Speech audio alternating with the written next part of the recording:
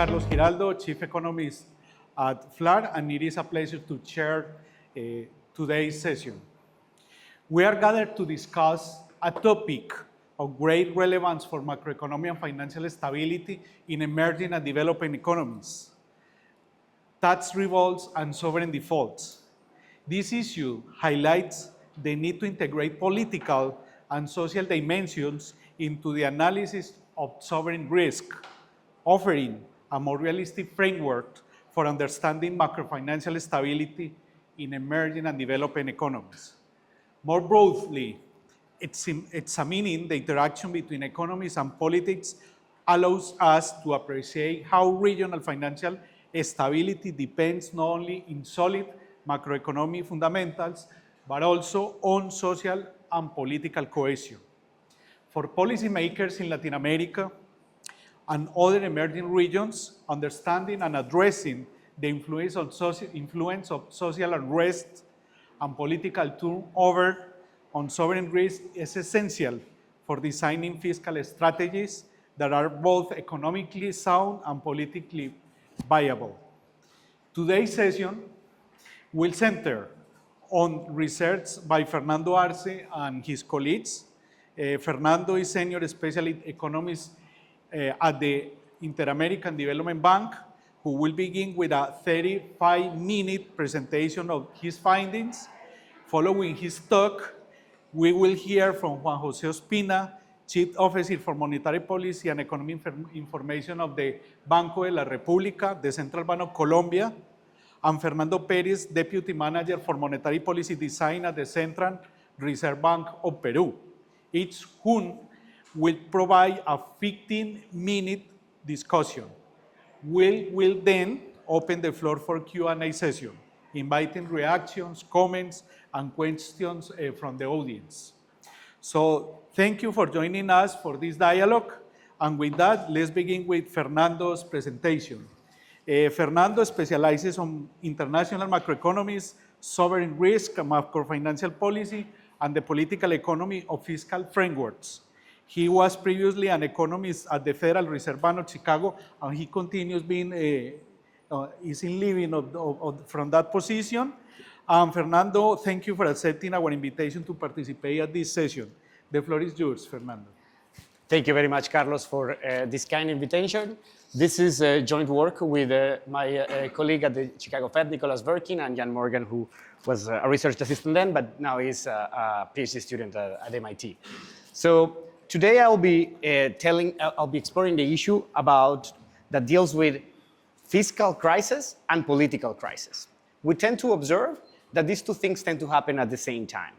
It's very frequent to see a country going through a fiscal crisis, and by this I mean an episode in which the government is under stress on its government debt, the interest rates are going up, and the government is proposing some last-minute reforms to try to address the fiscal crisis, and at the same time, there is social unrest on the streets, there are protests against the government, and some commentators argue about the potential causality between these two effects. You can build stories in all possible directions. You could say that the reforms the governments usually come up with when they are under stress are particularly painful for their constituents, and this is what drives the protests. You could also think that the correlation goes the other way around, that it is the chaos on the streets that spooks international investors, and they try to take out the money of the country, exacerbating an ongoing already bad fiscal crisis. Or you could think that there is actually a third factor going on behind all of this. There is a recession that is causing both the fiscal crisis from the government perspective, but is also making people more prone to protest because they are dissatisfied with the overall economic situation of the country. To address all of these potential relationships, we're going to try to think about this from a strategic perspective. We're going to try to think about a world in which all of the different agents involved in this problem, the government, the constituents who may potentially protest, and the international lenders, are trying to think strategically about how each action each of the other ones takes affects what they propose. So from the government perspective, this is going to mean that we're going to address some of the things that Carlos was hinting at before, which is that sometimes we think that the governments are constraining themselves on the types of reforms that they propose because they don't think they have the political capital to do those reforms. It's not that they disagree with the reforms. It's not that if they had infinite political capital, they wouldn't do them. It's just they think that if they do that, they're either going to lose re-election or the streets are going to go against them and they're going to become very unpopular, and they care about that. From the lender's perspective, we're going to try to also build a model that rationalizes why they could potentially be spooked, which is going to rely on the fact that the lenders are going to be thinking on when they see the protests, they start building expectations about who's going to be in power in the future, and therefore who's going to be making the repayment decisions and the fiscal decisions in the country in the future. And that's going to drive some of the results. We're going to try to address two questions. Why we tend to observe these two things at the same time? And how does the risk of social unrest and political instability affect the probability of the government defaulting on its debt? We are going to address this question, as I said, with a structural model that's going to start with the basic framework of Arellano and Ito and Gosovitz, and we're going to augment it with with a model of political economy that drives from Acemoglu and Robinson on the civil conflict dynamics to have a reason why we're going to have social unrest, and we're going to have a heterogeneous taxation framework that's going to be the reason that the households are going to be protesting. There are going to be disagreements about the amount of redistribution that there should be going on in the economy. And we're going to calibrate the model to study the case of Argentina between 2015 and 2020 during the presidency of Mauricio Macri, which is a time in which a lot of the effects that I have been describing and that Carlos has been hinting at took the first stage. And we think it's a very relevant example for the experience of a lot of Latin American countries and other emerging economies as a whole. So what do we find?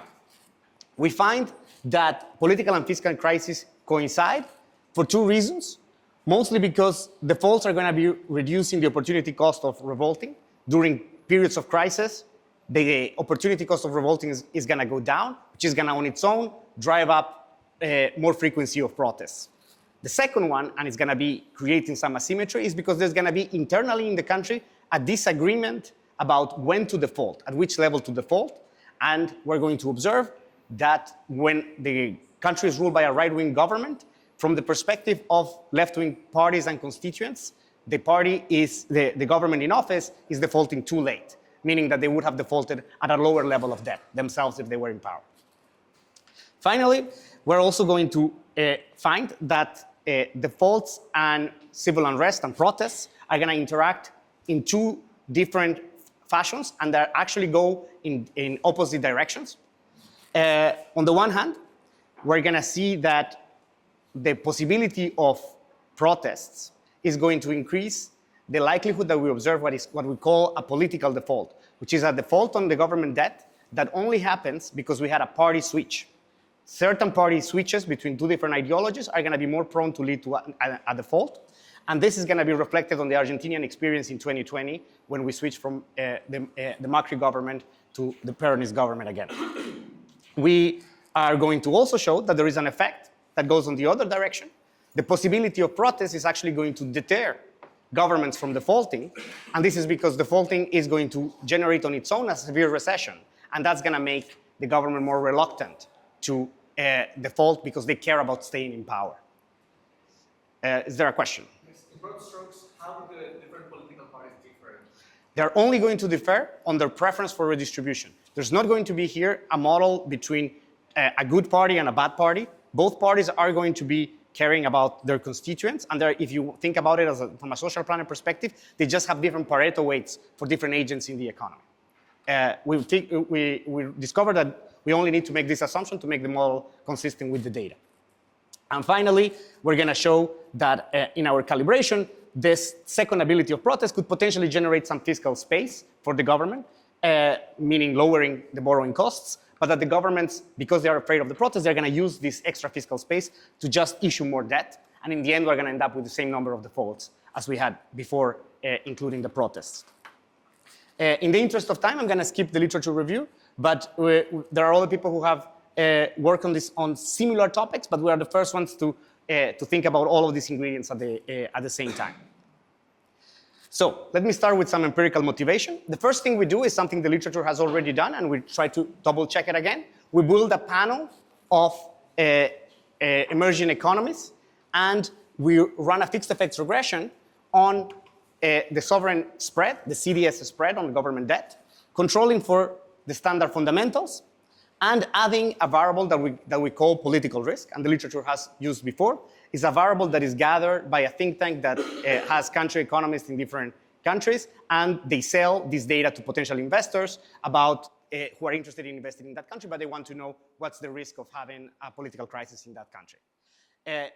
Previous papers and us also find that even when one controls for fundamentals, things that we think could drive the government spread, this political risk variable is still statistically significant in the direction that we expect, meaning higher political risk, higher spreads. Another way of looking at this result is to focus on an episode in which this political risk variable spikes. We look at an episode in which there's an increase of more than one standard deviation in political risk, and we look at what happens with the spreads around this political crisis, and we find that there is a significant increase in the government spreads around this political crisis. So this again is the notion that political and fiscal crises happen at the same time. We also separate the sample between countries in which the incumbent at the time of the political crisis was a left-wing government and countries in which the incumbent at the time was a right-wing government, and we find that this spike is more significant when the incumbent is a right-wing government than when the incumbent is a left-wing government. And the model is going to be able to replicate that story. Now, one of the issues of this data set that is very nice and exists for a lot of countries at a very high frequency is that we don't really know how they build it. They don't explain you exactly how their country economist builds this index.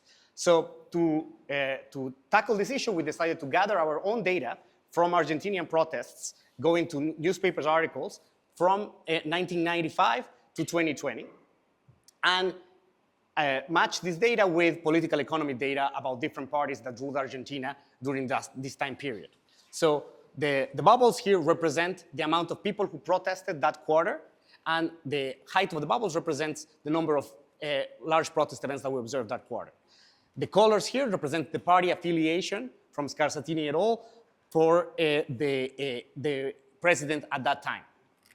Some of the regularities that we observe are that whenever there tend to be a lot of social unrest around periods of default. The periods of default here are highlighted in shaded gray area. We also observe that there tends to be more protests when their incumbent is a right-wing government. This is particularly transparent if you look at the amount of protests during the Kirchner's regimes versus the Macri years. And we also face that even within the same regimes, incumbents that tend to face more protests during their periods tend to lose re-election. So if you just compare the two periods of Cristina Kirchner, on her first term, she faced much less political opposition from the streets than in her second, and at the end of her second, her party lost power, and we had a political turnover towards a right-wing party. So these are all things that the model is going to try to incorporate, but we're going to be focusing specifically in this period. As you can see, it's a period with a lot of protests. So this is zooming in on the Macri years. And I'm going to try to go fast here, but one of the key things to get from this period is that Macri ran on a platform of reform, yes, but gradual reform. It was not about that time around. It was all about trying to implement market reforms, but with a gradual pace. So early on in its administration, it solved it reached an agreement with the previous bondholders to re-access international credit markets. The spreads went down a lot, and proposed a series of expenditure cuts, and that took mostly the form of public sector layoffs, but following a very tame approach and gradual approach. Those reforms still faced a lot of opposition. That opposition started exacerbating after the midterms on the second part of the mandate. There was also an undergoing recession. The unemployment rate kept going up. Eventually, Macri entered an IMF standby arrangement program and implemented, as part of this agreement, some harsher austerity policies that coincides with an increase in the number of protests and a joint increase with in the sovereign spreads. In the last part of its administration, we had to change the axis because the spreads kept going up. And this became even more transparent by 1,000 points around the Argentinian primary that sent a very strong signal to the markets that Macri was not going to win re-election at the end of 2019. Indeed, there was an election. Macri lost re-election. There was a return towards a left-wing government that, in the first 2 months of its administration, decided that they were opening renegotiations with the IMF and renegotiating the debt. So we're going to have a model that speaks to all of these things, and we're going to try to understand how we can untangle some of these effects. So this is a simple sketch of the structural model that we're going to be studying. We're going to have a government that makes fiscal decisions. The fiscal decisions here are going to be defaulting on the debt, deciding how much debt to issue, and also we're going to have taxes here. And the taxes here are going to be important both for the amount of revenue that the government is going to collect, but also because they're going to be changing the amount of redistribution that the government is going to have. So we're going to have an efficiency-equity trade-off. In periods in which the government decides to repay, it's going to maintain market access to international credit markets. In periods in which the government defaults, it is kicked out of international credit markets. The other key thing of the model is that we are going to let the households respond to the government fiscal packages by deciding if they want to protest against this government or not protest against this government package. So protesting in this context is going to be a strategic decision because it's going to be costly. You are going to lower the productivity of the economy as a whole and also your own wages by protesting. You incur a cost, you miss days of work, and you also generate production losses everywhere in the economy. That would be the cost of protesting. The gain of protesting is that they're going to be changing the re-election probabilities of the government in office, and therefore you're going to have an incentive to protest when you want to have a political change, when you want to have a government that in the future is going to be the one making decisions that align more with your preferences. That's it. We're going to have lenders that are going to be observing all of these and pricing the government debt accordingly. So this is the same thing, but in math. We're going to have a government that can be controlled by two parties, as I hinted before, left and right. There's a question, I think. Yeah, like one question. Because like you showed that this much like a policy change and protest, something in the spread, right? That was like the previous 2 years. Yes. But maybe like I'm thinking whether if this model also speaks to other type of protest. I mean, like what if I'm not protesting, but instead I'm reducing my tax payments, and that's what leads like the deficit and not the protest itself. You know, like. Yeah. So we're not dealing with tax riots, which I think is what you're saying, deferring the taxes. But you're right also as well that we are taking off in the data protests that are not related to the economy. In that data that I showed you for Argentina, we take, for instance, out protests related to social issues. There were also like abortion protests around those times, and we take those out. Other forms of contestation against the government, we are not necessarily including those, but I will be happy to talk to them afterwards if you're interested. Okay, so we're going to have two parties, left and right, that they're going to be making the fiscal decisions. The fiscal decision is going to be the debt issuances and the amount of progressivity. There's going to be two types of households with two different levels of skills, low skill and high skill households. And they're both going to be solving a static labor supply problem. And the only difference between the left and right-wing parties is going to be the welfare weights that they associate to each type of household. So the left-wing party is going to put a higher welfare weight on the bottom half of the distribution, the lower skill households. The right-wing party is going to put a higher welfare weight on the richer part of the distribution. That's the only difference between the two parties. Do you do welfare analysis? Welfare analysis can only be done if you take a stand on what should be the social planner's welfare. So it's a little bit trickier, and we don't necessarily take a stand on what it should be. But we can tell you what each party would prefer, but that's different. Okay, so then, as I said, the households are going to be making the strategic decision to revolt or not revolt against the government. There's going to be a firm that's going to aggregate the labor of both types of households, and there are going to be lenders that are observing all of this, both what type of political party is in power, which policies is adopting, and whether or not the households are revolting against this government. So let's start with the simple problem of the firm, which is aggregating the low skill and the high skill labor. We're going to have just CS aggregation, and we're going to have an aggregate TFP here that's going to be determined by an exogenous shock. You can think about it as the macroeconomy.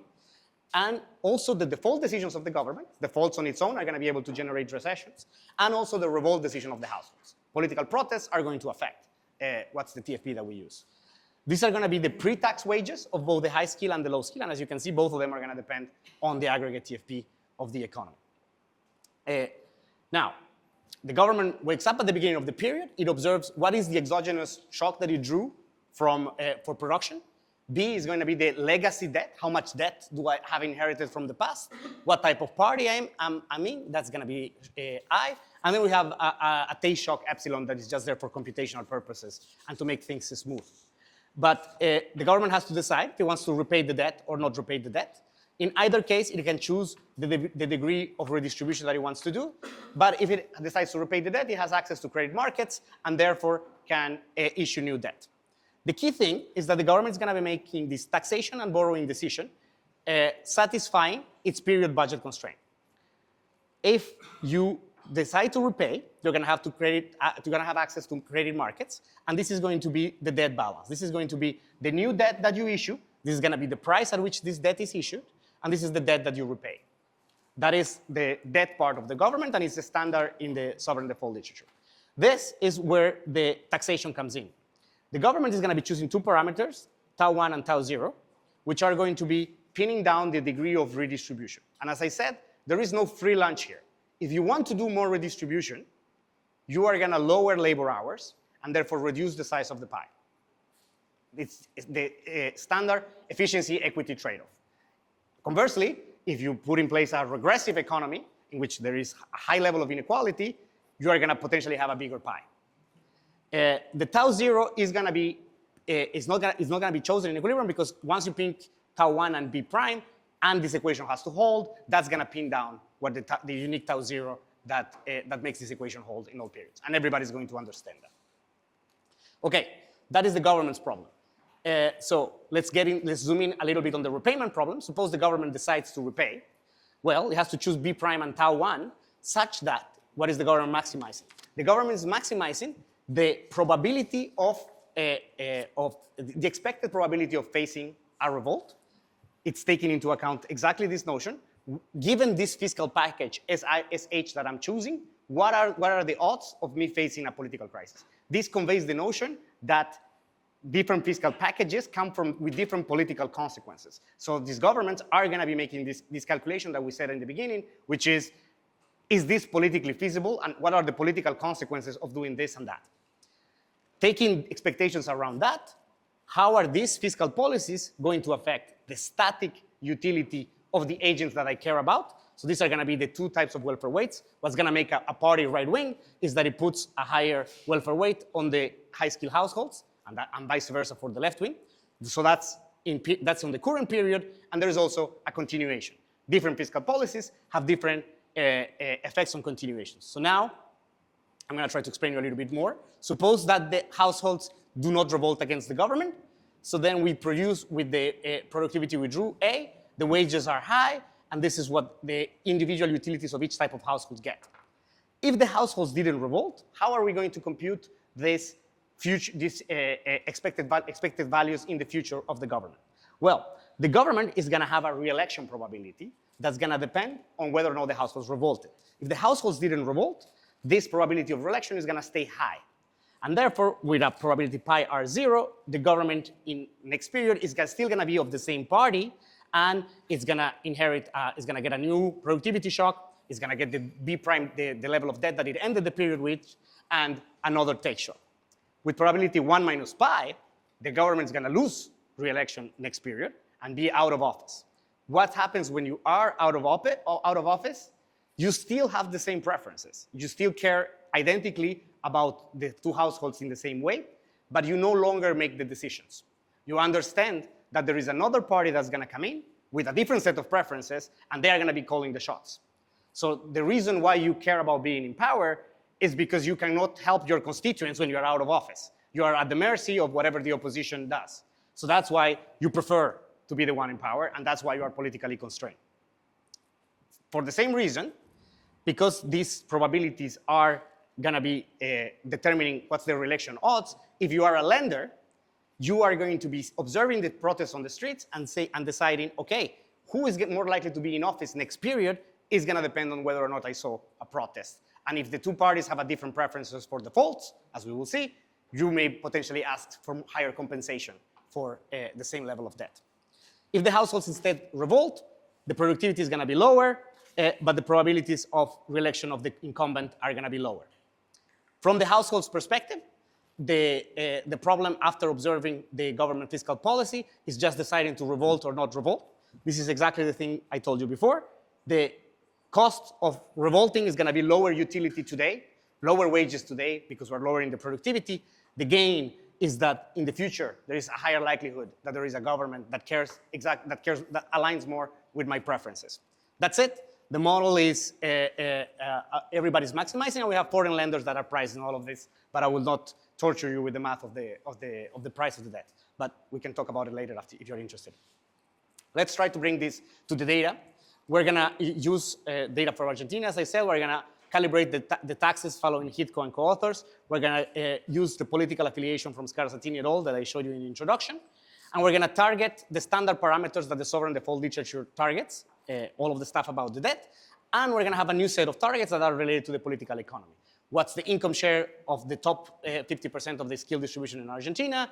What's the income share pre-tax, post-tax, the average level of progressivity? What's the average probability of a right-wing party being in power? You can see that Argentina is a little bit left-wing. In the model without protest, they would be 50-50. What's the frequency of protests in any given quarter? You see that it's pretty high. Like on a normal quarter in Argentina, it's around 39% having a large protest. And you also see the asymmetry that I hinted at before. If the government is a right-wing party, that number is 41. If the government is a left-wing party, that number is 32. So it's still high, but it's less. Yes, René. Can you tell us a little bit about the intuition of why lenders consider that left-wing parties are more likely to default? It's coming, absolutely. It's coming. It's a key thing.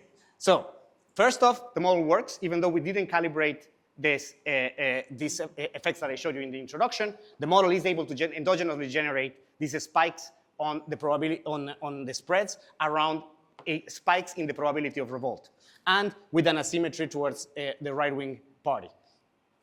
Okay, to understand why it works and where are these effects coming from. The first thing to understand is that the two parties here are going to have what is called different default sets. A default set is defined by for a given level of debt and a given level of productivity A, do you decide to repay the debt or default the debt? So if you are in the white area here, both parties are repaying the debt. If you are in the colored area, some of them are defaulting.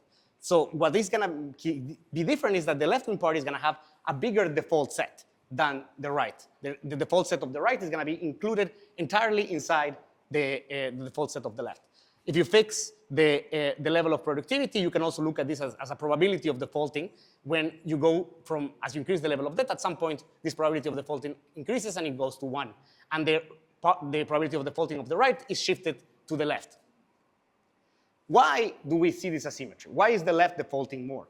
Well, why does the left have a bigger default set? If the level of debt that you inherit is very high, how do you repay that debt if you decide to repay that debt? Well, the way to repay that debt is to put in place in this model regressive policies, is to put in place what in the real world would be like austerity measures.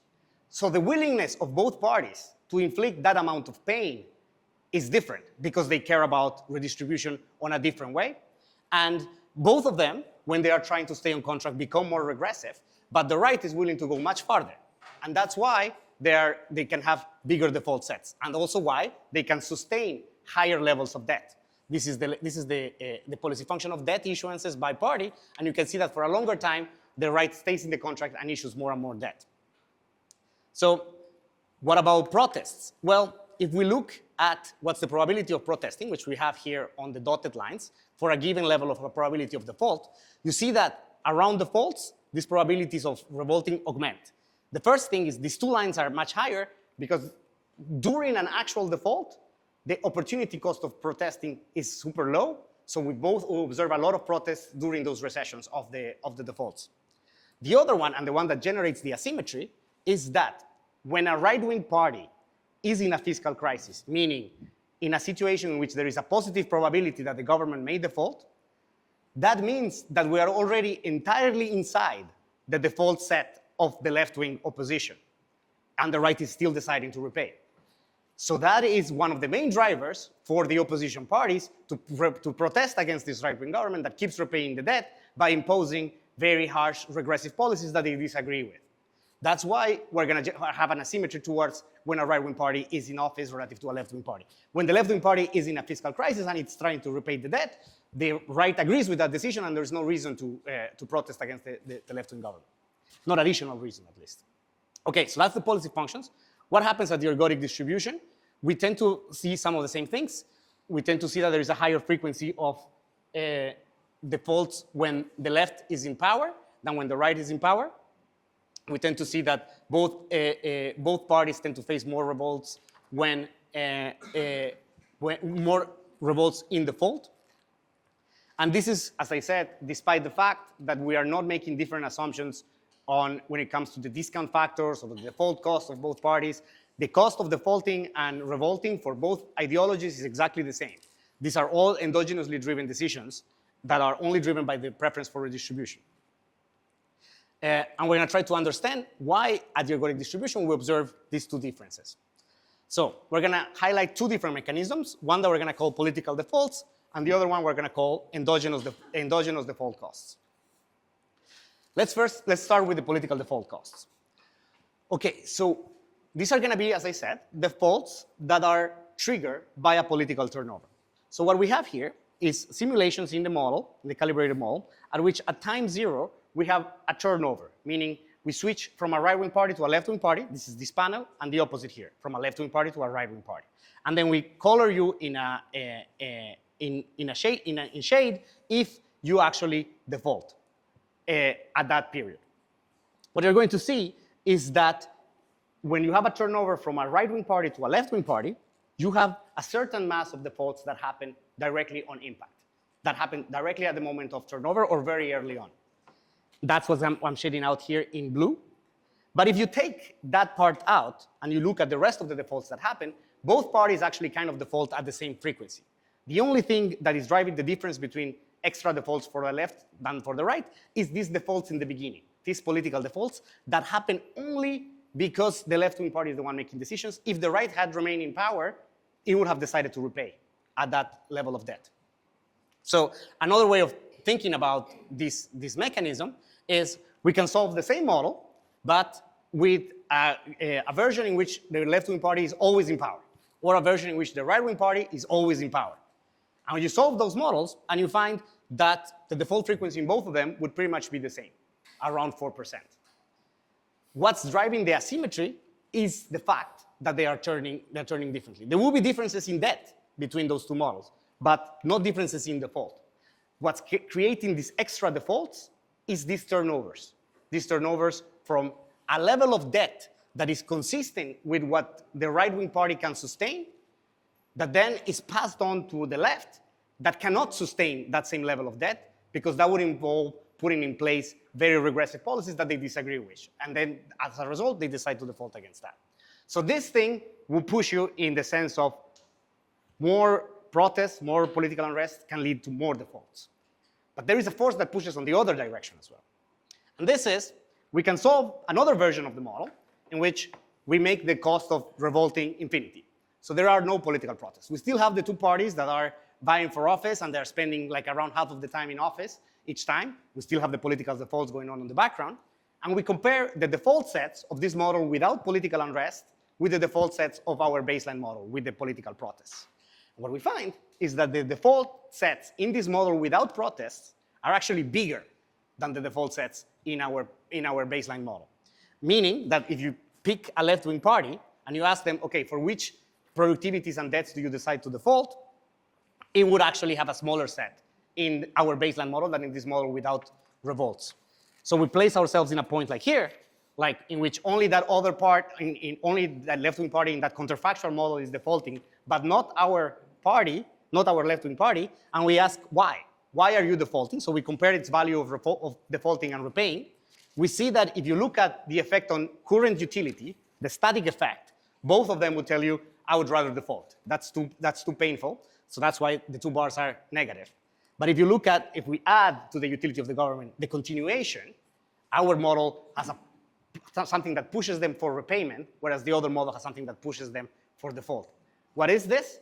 It's the fact that in the model with protest, you understand that if you default, that's going to trigger a recession in which there's going to be a lot of protests against you, and therefore you are not going to stay in power much longer. In the model without the protests, you defaulting or not defaulting doesn't change the odds of you staying in power. They're still the same, whatever they were. They're exogenously fixed. So here you can see that the fear of the protests that you're going to face is actually keeping you longer in the contract. So this actually pushes on the other direction. Because you are afraid of the recessions that come with the defaults, you are actually staying in the contract a little bit longer. These two forces are going to go against each other. And you can see that if we compare the ergodic distribution moments of that model without the protests to the ones of our baseline, we have a similar level of defaults, but at a much lower level of debt. What is going on? Our model has this additional fiscal space, meaning something that is allowing you to stay on the contract more, which should lower the spreads that you pay.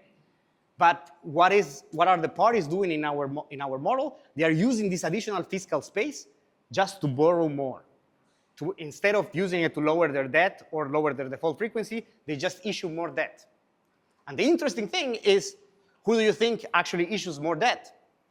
Well, we can jack it up by shutting down the repayment costs to highlight the effect, but it's pretty much the same.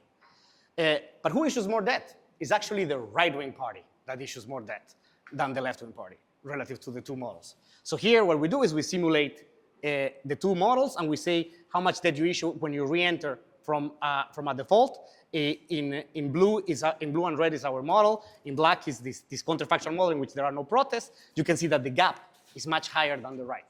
So why is the right issuing more debt in our model than the left? There are two reasons. I think I'm almost 5. Okay, 5. It's 5 minutes. It's perfect. That's more than enough. There are two reasons.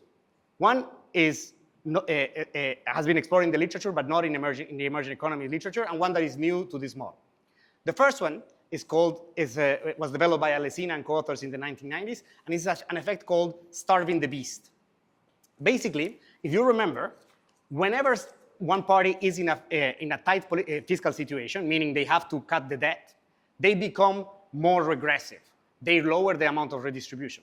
So what is one way the right-wing party can make the left behave more like themselves? It is to give them a high level of debt. If the right gives the left a high level of debt, the left will have to put in place more regressive policies, which actually is something the right likes. So it's one way of controlling even when the opposition is in power. So that pushes the right to issue more debt. Now, that theory was developing models without default. In this context, it can backfire because, as we showed, if you give the left too much debt, well, they default on the debt. But one of the key things, so relative to an advanced economy in which there are no defaults, this starving the beast effect will still be there, but will be smaller. But there is another effect here, which is that, if you remember, the right is the one who faces the most amount of protests in this model, especially when they are in a fiscal crisis. Well, what is one way to face less protests and therefore staying in power longer? It is to actually be a little bit less regressive than you would otherwise and borrow more. So you don't do a full fiscal adjustment. You opt instead for a gradualist approach, kind of what the Macri administration did. You just make half of the reforms and you issue more debt to compensate from the fact that you are actually not cutting as much as you said. And why are you allowed to issue more debt? Because the foreign markets understand that you are the right-wing party, and therefore you can, in theory, repay that debt because you have more regressive policies. So that force, the fact that the right faces better spreads and has an incentive to issue more debt to face less political crisis, is gonna drive the higher debt issuances by the right. We have a bunch of extensions in which we check some of different effects that I'm going to cut in the interest of time, so I can talk a little bit about policy. So this is a quantitative model of revolts, sovereign risk, and political turnover. It provides us an explanation about why we observe political and fiscal crisis at the same time. Recessions are a great opportunity both for protesting and for defaulting, and that drives some of it. But some of the asymmetry is also driven from the fact that from the perspective of left-wing opposition, the right-wing parties default too late, and this can link back to anecdotes in which you remember when right-wing parties in Argentina, and when left-wing parties finally default, there is clapping in the audience because they say, who are finally getting over from repaying these foreign lenders, and we can actually put in place less regressive policies that we were doing to repay this high level of debt. It also helps us understand how if the presence of protests can increase or decrease the frequency of defaults. Turns out that in our calibration, it pretty much keeps them constant, basically because there are two forces that cancel each other. It's true, the presence of revolts increases the odds that you will face one specific type of default, which is this political default that I explained that tends to happen around a political transition. But that is in a way offset by the fact that paying a political cost for defaulting should in theory deter you from default, and that is the endogenous cost of default. That would generate an additional fiscal space that in our model is only used, it's used, however, only to issue more debt and end up with a similar level of defaults as you had before the protests are included. Two key political implications that maybe I think we're going to be talking more later. What can this be used to? If you remember, there is a positive effect from the fact that you are paying a political consequence from defaulting. Now, in this model, it's coming at a very high cost. It's coming at the cost of having the streets on fire and low productivities. You could, in theory, harness that by attaching it to fiscal rules. For instance, if you say the government is allowed to, in a period of extremely high stress, deviate from the fiscal rule and issue more debt than normal, but it has to recall elections. It has to recall a parliamentary election or something like that. Or if the government is allowed to default on the debt if it recalls an election, if it immediately triggers an election. That way you could harness these political costs to bring the government into more compliance with the contract and therefore lower the deadweight losses of defaults without paying the deadweight losses of the streets being on fire. This is something that we're working on in an upcoming paper. Another thing this model could provide, and it's relevant to the case of a lot of countries going through political transitions, is a rationale to help countries that are undergoing a political transition from right to left, in which the government needs to bring down the level of debt to a level of debt that is consistent with the redistributive priorities of the new regime, but it was not necessarily consistent with the priorities of the previous regime. So there is a role for helping those countries. The only issue with this type of policies that we haven't figured out yet if it will survive is that this could potentially generate moral hazard concerns. If the left-wing parties anticipate that they're going to be helped every time they take over, they may actually borrow more, and that may actually offset the gains. But we're still trying to explore and seeing if there's a role for multilaterals here. Thank you very much. That's all I have. Juan Jose is an expert in monetary policy, inflation expectations, fiscal monetary interactions, as well as the development of macroeconomic models used for policy analysis. Juan Jose, thank you for accepting our invitation, and the floor is yours. Yeah. Sorry.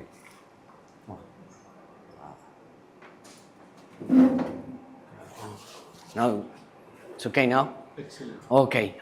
No, thank you for the invitation. I really, being a central banker, I really don't appreciate you making me talk about politics.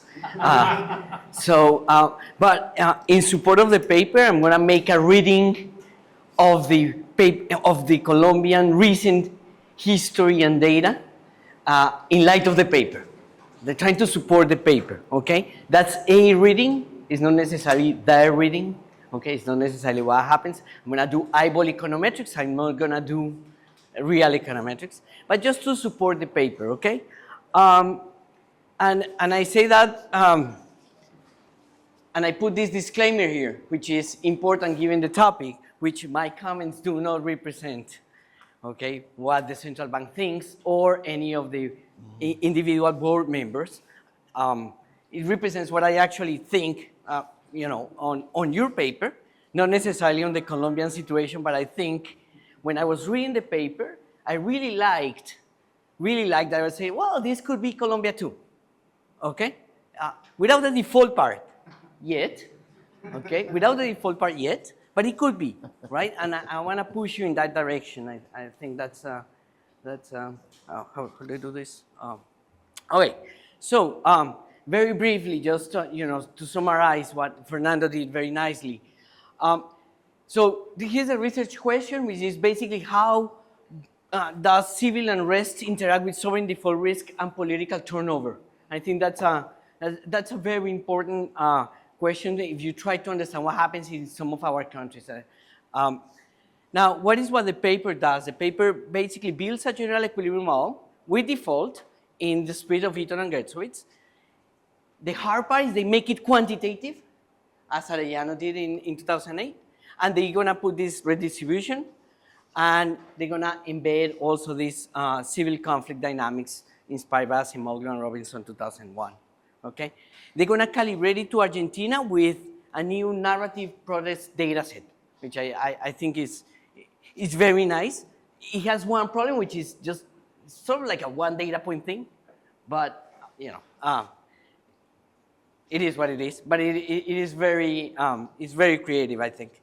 Now they're going to apply that to Argentina, and they're going to capture the dynamics with them all of what happened during and following Macri's administration. So what happened? There was some fiscal consolidation attempts by the administration, but that triggered protests. Then deficits remained high due to tax cuts and borrowing. So this is what somebody would refer to as gradualism. Then spreads rose, and basically people protest. That undermined the re-election prospects of that party. They changed governments, there was a turnover, and then they defaulted in 2020. Okay, that was what happened, and they can capture that very nicely. My opinion is a very interesting paper looking to make an ambitious contribution. Just one slide summarizing what they did. They have two channels on how revolts affect default risk, okay? So there's one channel, I'm gonna call it political turnover channel, that increases default risk. Basically, revolts raise the probability of transition from right to left wing governments, and the left wing governments are more likely to default, okay? So that tends to increase default risk. There's another channel that tends to lower default risk, which is the endogenous cost channel. I think that's very, that's new. And what happens is revolts occur more frequently during defaults. They reduce the tenure. They make default less attractive to the government. And that slightly improves borrowing terms, okay? Now, what they find is basically the two channels offset each other in terms of default frequency, okay? But revolts lead to higher overall debt accumulation, okay? So what happens is right-wing governments face more protests, okay? Issue more debt, and they leave fiscal imbalances. They're able to issue more debt because of this endogenous cost channel, and then left-wing governments inherit unsustainable debt, and then they default, okay? Now, bottom line, novel mechanisms, very careful calibration. I think it's an important contribution to understand debt dynamics and link to politics, and I'm gonna try to make 5 comments to hopefully help you improve the paper. That's, you know, some of them are really hard, maybe, or maybe not worth pursuing, but, you know, I think that would be nice, okay? So this is due to Mark Hofstetter. Okay, I saw this picture on Twitter, on X, like 5 days ago, say, oh, that's for my presentation, okay? Basically, I think this paper also speaks to other economies, so not only to Argentina, right? Even though those countries may have not defaulted recently, okay? Some of the narrative and of the dynamics sort of sounds familiar, if you wish, okay? So this is the 5-year CDS differential of Colombia versus the average of 4 Latin American countries. Okay, the countries are here, Mexico, Peru, Chile, Brazil, what we consider more or less our peers, okay? So back in 2021, at the beginning of 2021, there was a tax reform proposal. There's a process here, you know, the government says, well, you know, we have too much debt from COVID, and it is, and this doesn't turn off, it is important that, you know, we keep our public finances sound. We're gonna pass a tax reform, okay? This is like the beginning of 2021. May 2021, boom, the tax reform is withdrawn. Look what happened with the spreads differential of Colombia versus the average of its peers. Boom, it went up, and it stayed up forever now, okay? It's still up, okay? So, You know, that's interesting. So what happened in May 2021? Boom.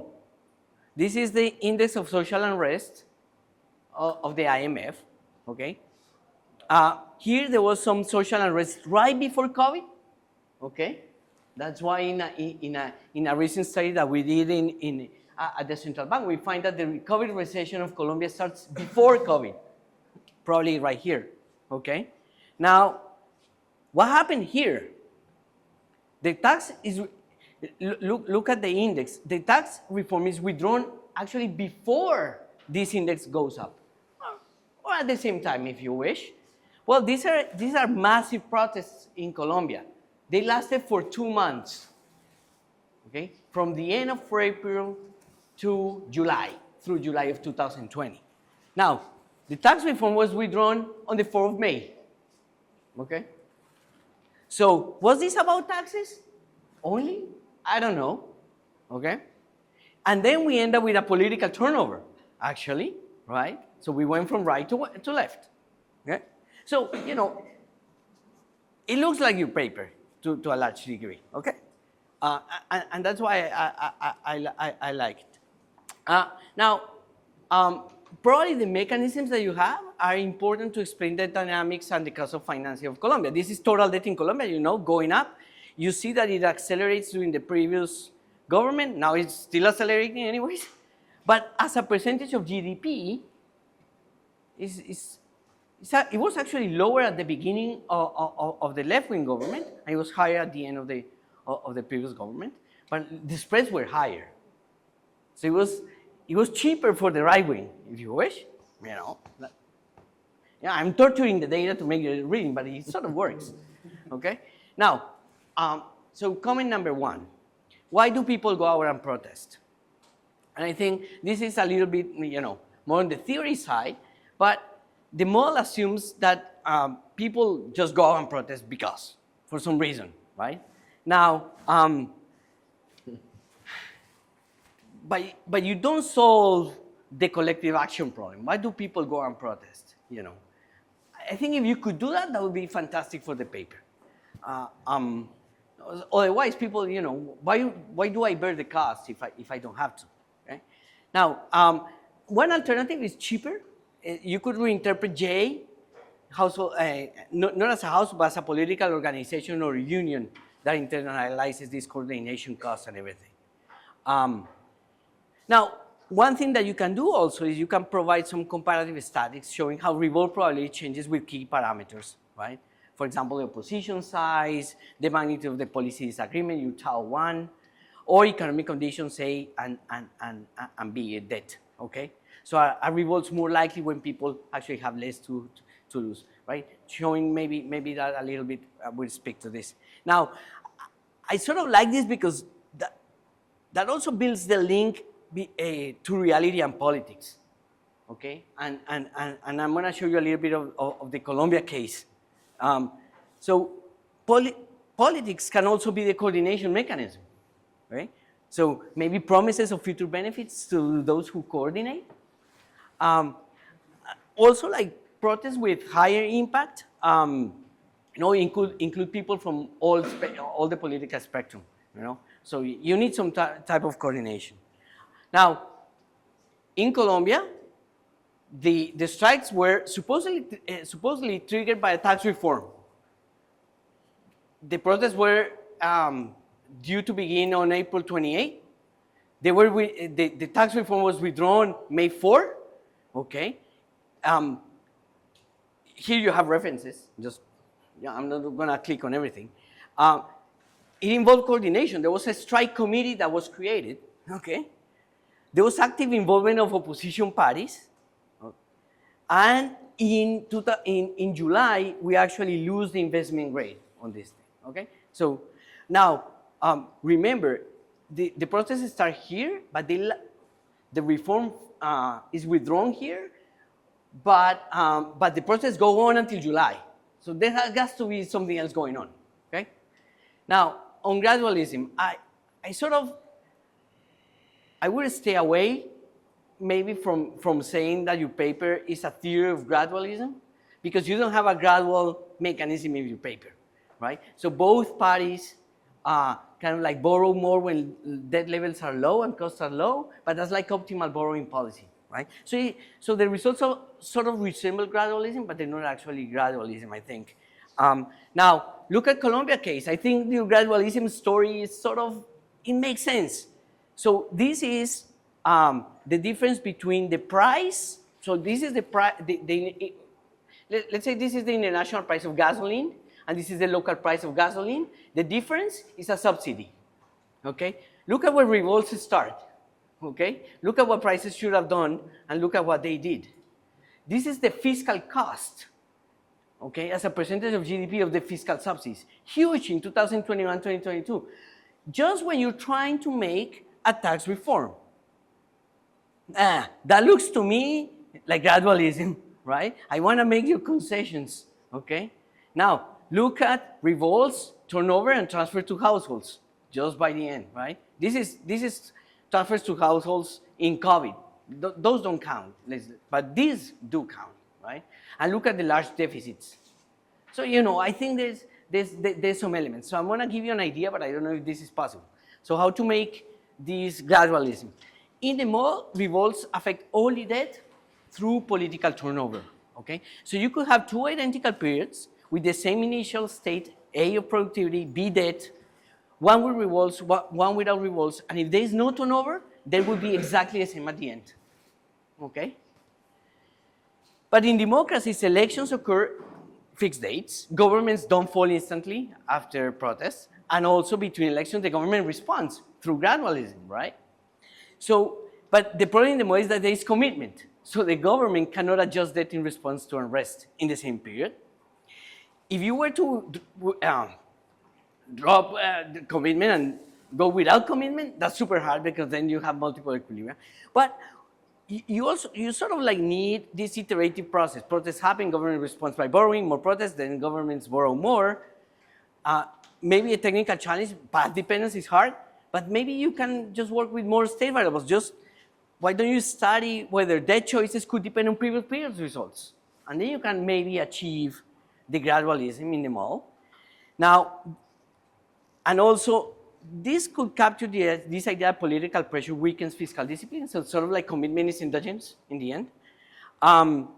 Maybe improve the model's debt dynamics, and you can maybe get closer to the data, right? So in the data, debt surges to 4.7% of GDP before default, in the model only 3%. And also you can maybe increase the correlation between political risk and spreads in the model, which are lower than in the data. I think you can also review the cost specification of revolts. This looks, the cost parameters looks large, so they imply like really large TFP reduction, maybe 20% in high productivity states. I don't know if you can have like some evidence supporting these magnitudes because they look large. Also, the result that revolts are more frequent during default than during repayment. Basically, is this idea that revolts are cheaper under default, then households therefore revolt more under default. That makes revolts more costly to the government, and then this is the endogenous default cost, and then these act as a deterrent for incumbents to default. But I don't know if this is basically by assumption, right? Because your cost function depends on the default choice. So maybe you can either microfound the asymmetry in that cost function, provide empirical evidence, or just simulate the model with symmetric cost to quantify how much of this difference that you see here is due to the form of the cost function. Right? Now, and with this I'm almost done. I think it'd be great if this paper could not be only about Argentina, right? That's a challenge, but I show you it speaks a little bit to Colombia's case. But Argentina is very exceptional, right, to this. But I think, you know, maybe can you find a single country where you can fit this in?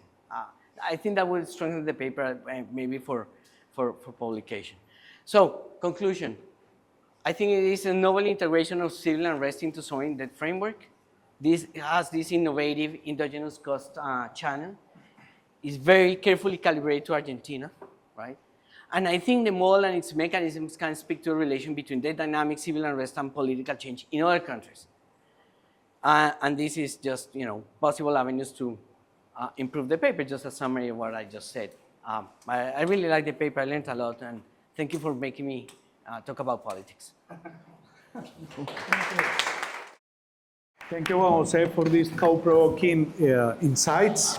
With this, I give the floor to Fernando Pérez. Fernando has a vast experience in applied macroeconomic and financial research.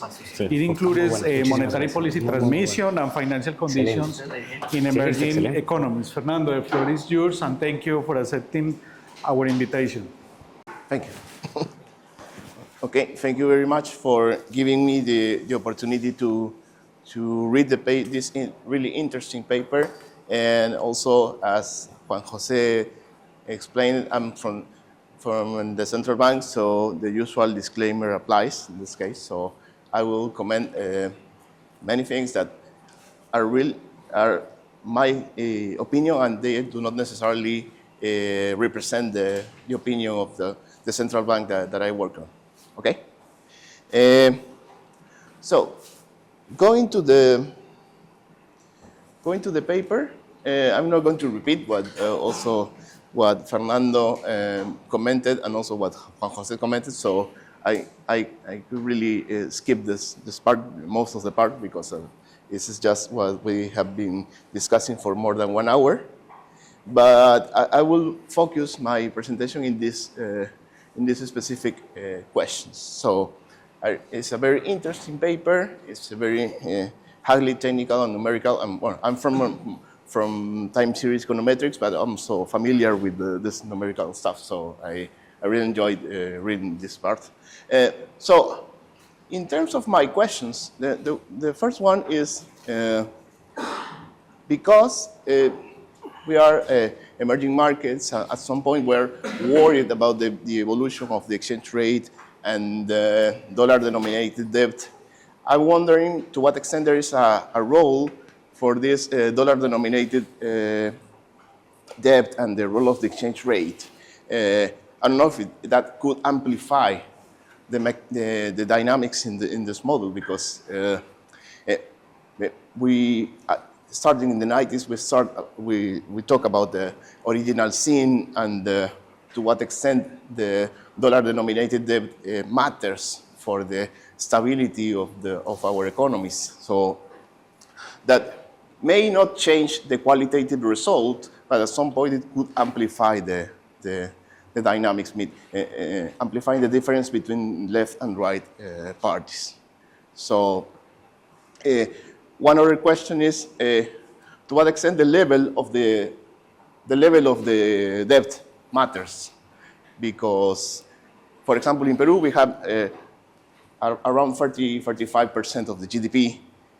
I don't know if that is also a non-linearity in terms of if you have, say, 60% of GDP of debt, or maybe more than 100 of GDP as a debt, that could also matter for the result of the model, specifically for the default probability. And that could also be addressed with a different calibration. But this is just a curiosity if there's a threshold in that sense. At some point there's a stability regime, and then if you exceed that threshold, then it could also end up with explosive dynamics. So the second question is, of course, this is a fiscal policy paper, so the model abstract from monetary policy, but to what extent fiscal dominance matters with respect to monetary policy dominance, say, in terms of if you have a regime. I'm not saying this is an inflation targeting regime, I'm not saying a particular regime, but if you have, say, fiscal discipline or some rules, then how the dynamics in this model are affected with respect to the original case, because you have this fiscal discipline. Is there, maybe the relative result does not change, but maybe the magnitude of the result changes. In particular, say, I understand that the set of default for the left parties is larger with respect to the right one, but to what extent the existence of a discipline, say, fiscal rule or discipline in terms of, say, monetary policy dominance with respect to fiscal one affects the result of this paper. This is one concern that I have. This is just a curiosity. Perhaps in the context of no fiscal dominance and with a credible monetary policy, maybe these dynamics are mitigated. I don't know. This is just one particular thing that I'm thinking on, say, conditional on. I'm not saying that in Peru we have the say, fiscal discipline completely. We have fiscal rules, but then if you've observed the data in the last year, then maybe the rule has not been achieved. And question 3 is more general. Say, what's behind the protest? It is only about political preferences, or maybe it's because about the,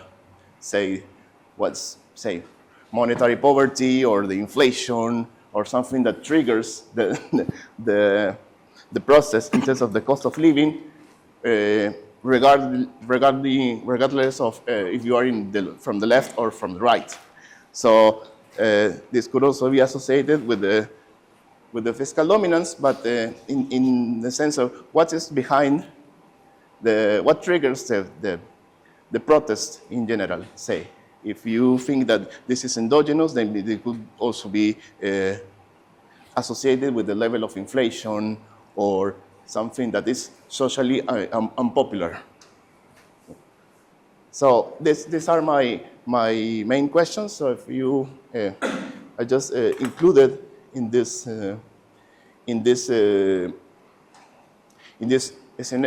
presentation, I just wanted to show you that here in our case in Peru, we also experienced some periods of uncertainty and political unrest that was reflected in these indicators of business confidence.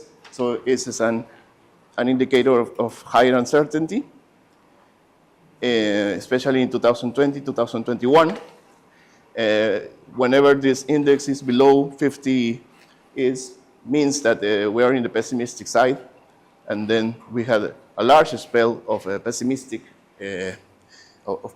environment in terms of macroeconomic and political stability. That also reflected it is in line with the paper, the idea that whenever there is this social unrest, also it pushes the fiscal policy to be more expansive and less disciplined. This is was also the case in 2021 until 2023. So we have inflation target, we have the very disciplined monetary policy, but if the fiscal policy does not behave completely, then it also goes in the line of the result of this paper. This is I just wanted to stress using this indicator. And in terms of the fiscal deficit, we had this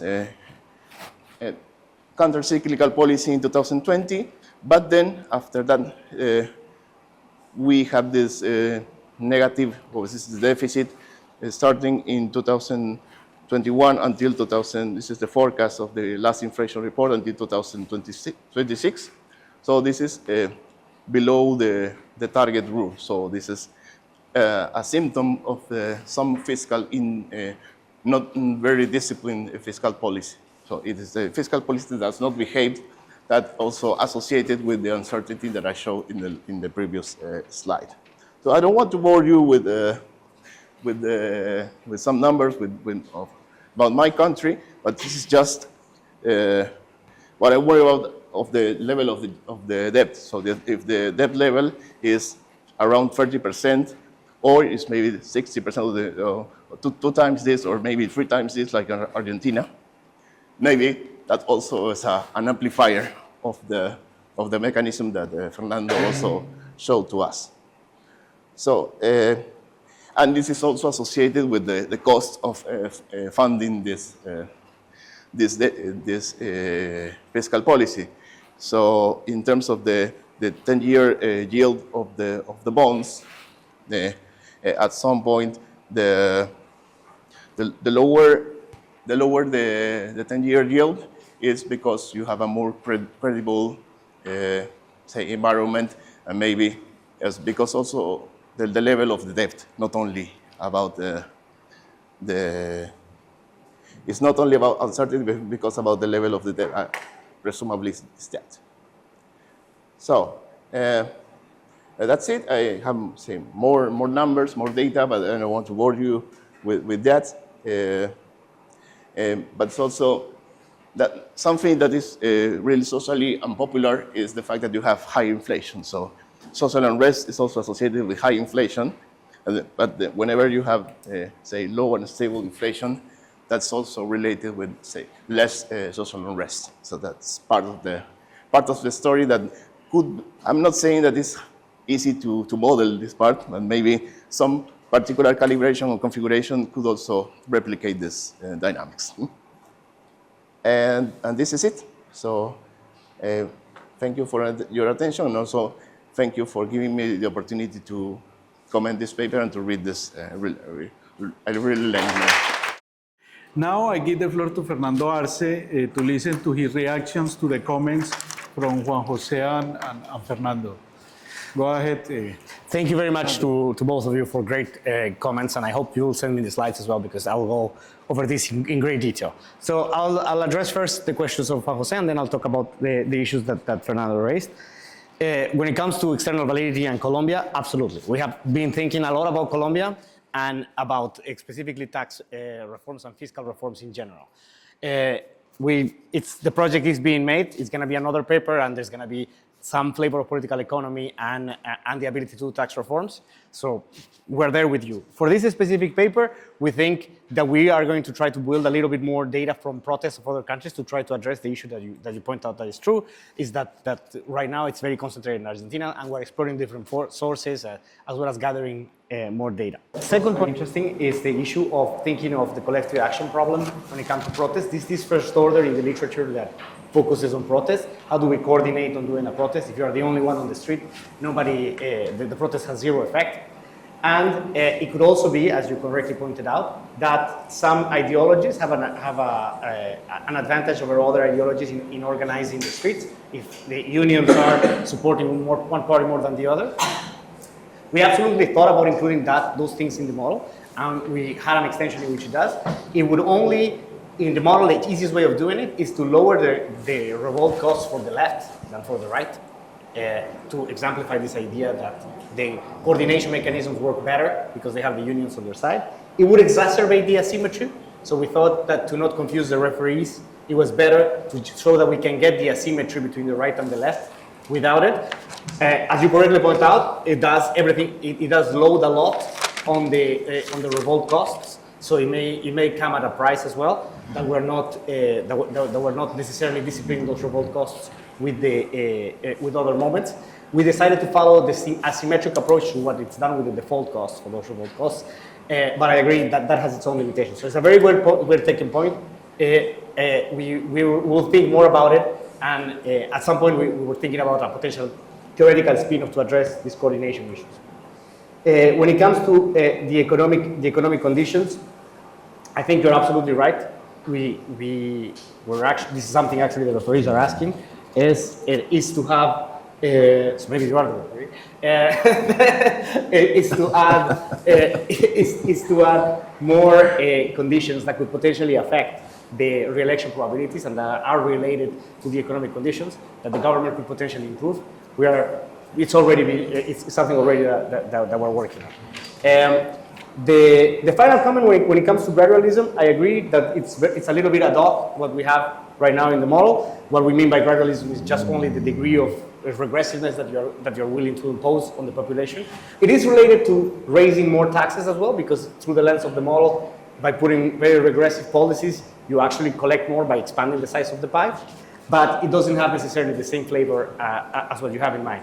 The very interesting correlation that you show, that expenditures increase around election times, I think both of you showed, is something that we're really interested in capturing. It requires making assumptions about to what extent you can bribe you can buy the votes that we think we need to bring in some data to discipline it. But it's definitely a factor that exists everywhere. In Argentina, it's usually called sometimes plan platitas. It's this idea of spending a lot during election years, but it's prevalent all over the region. So I'm very familiar with it, and we'll definitely try to include it. When it comes to, so thank you very much. When it comes to Fernando's remarks, he does hit the nail on two other points that we are definitely thinking carefully about, which is the role of the exchange rate and inflation, which is a huge thing in Argentina during these times. Obviously, it's a real model, so it's very hard to include inflation in the real sense. However, we do think about inflation in the following sense. We think of inflation as a tax that is favored by left-wing parties in Argentina and not by right-wing parties. So it's not a completely satisfactory answer because remember, in our model, the left-wing parties tend to prefer more progressive policies and inflation is a particularly regressive tax. The question is, we are thinking about a way of potentially showing the actual level of progressivity in Argentina if you add the subsidies that left-wing parties prefer with the inflation that they also tend to favor, if the thing is overall more progressive than what their right tax. But you're absolutely right, and if we think of inflation as a tax, I think our model is speaking a little bit to it. When it comes to the exchange rate, yes, this is all external debt. This is all about potential external debt, and it's related to the issue of inflation. At this point, it's a little bit harder to have. You need to have an export sector, something that disciplines the exchange rate, but we don't necessarily have. The points that you made about Peru were all, I think, and this links up to what was said about Colombia. We think this is a story about a lot of countries, but it's not a story about all countries. And it's important to also emphasize that these asymmetric dynamics tend to happen when there are higher levels of debt. So it's very important to show, both in the model and in what you showed us in the data, political instability and protest in the model also don't do anything unless the government is already close to defaulting. So it is actually the fact that you get closer to that default issue in which all of these things start to matter. So a potential explanation about why doesn't this happen in Peru, I think it also comes from the data that you showed us. Peru may just have a level of debt that is still far away from where these things start to matter. Colombia may be getting closer to it, and Argentina is definitely much closer to those numbers. So I think that making that point is also important, and it's also related to the inflation question, to the extent that people get mad about inflation and adding that into the type of taxes that why is the government deciding to put those policies in place. So thank you to both of you, and this was great. I open the floor for Q&A from the audience. Please go ahead. I would like to ask you, because you have mentioned it in your presentations, but I would like to develop a little bit more. How do you see that the change of governments that you have faced in Colombia and Peru affect fiscal policy in your countries? Tax policy in your countries, if it has happened. Should I start? Yes. I didn't have time to show you that thing in detail, but what we've seen in Colombia is an increasing debt for all governments. Basically, it's a trend, probably associated more with the implementation of the constitution than with the parties themselves. Okay, so there's like a constant pressure there, but I would say, the debt levels that we see today in Colombia are similar to what we saw during COVID. Okay, so I think there are two forces at play here. One is, interest rates in the world just went up, and it is more expensive to borrow at those rates. So that makes you riskier when you're in more debt. The other part, I do think there's some sort of punishment in the market for the type of government the markets perceive and same levels of debt, and why our spreads are higher than those of other countries, or even why they went even higher than the others, right? Even if everybody moves up, we moved up by more. So I think there's also this thing that Fernando's paper talks about. How markets perceive different sides of the aisle. So yeah. I will only add the fact that, okay, most of the countries experience an increase in debt during COVID-19.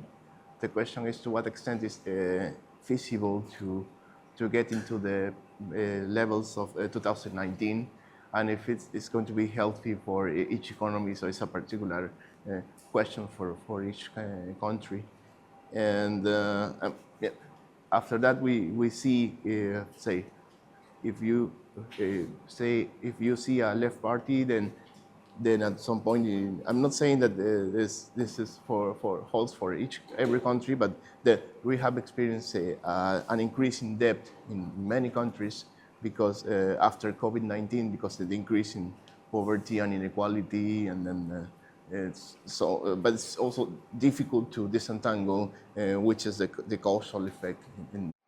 Fernando, talking about the welfare, like you cannot do welfare in the model because you have different